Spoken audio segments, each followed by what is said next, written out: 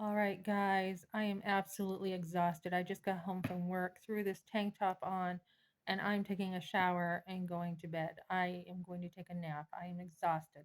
So I was up late last night, uh, talking to the police in New Hampshire, putting in a missing person report for my son, who I had not heard from him in a while, and I had a text from him, and it kind of sounded a little bit off. And then I'm like, he just said, I'm not going to have my phone anymore, basically, love you, good luck, goodbye.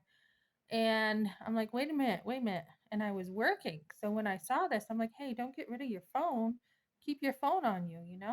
So he had mentioned some stuff that he was thinking of doing. And then I was calling his work, saying, have him call me, I think 2 or 3 times. And then the last time I called, they said that he had taken his check and said he was going to Colorado. So I'm like, okay. So somebody had seen him on the bus in Boston.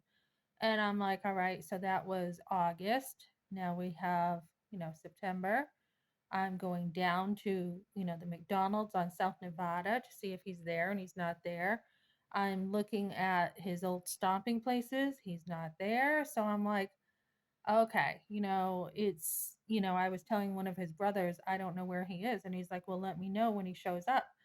And then I'm like, I'm just going to call the jail last night and see if he could be there or if he could be in a hospital. And they don't have him. They don't have him. So I'm like, well, call Colorado jail. Not there. Call Tufts Medical Hospital in Boston.